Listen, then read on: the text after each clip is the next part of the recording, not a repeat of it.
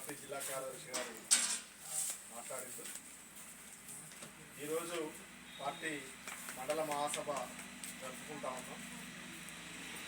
ఎందుకు పార్టీ మండల మహాసభ జరుపుకోవాలి?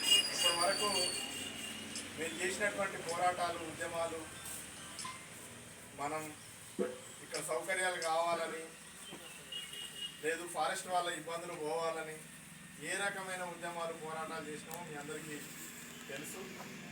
ఇక్కడ పాదయాత్ర కావచ్చు, ఆ తర్వాత బైక్ యాత్రలు కావచ్చు, తర్వాత కలెక్టరు, మీ ఎమ్మెల్యే వచ్చినప్పుడు మన సమస్యల్ని వాళ్ళ దృష్టికి తీసుకుపోవడం కావచ్చు, రకరకాల రూపాలలో మన సమస్యలన్నింటినీ ఇప్పటికీ ప్రభుత్వం దృష్టికి తీసుకుపోయినాం, అధికారుల దృష్టికి తీసుకుపోయినాం. వాటి మీద వాటి పరిష్కారం కోసం రకరకాల రూపాలలో మన పోరాటం ఒకవైపు మనం చేస్తున్నాం. ఇంకోవైపు ప్రభుత్వం ఏం చేస్తుంది అనేది ఇప్పటిదాకా మాట్లాడిన జిల్లా కార్యదర్శి గౌతమ్ కృష్ణ గారు చెప్పింది.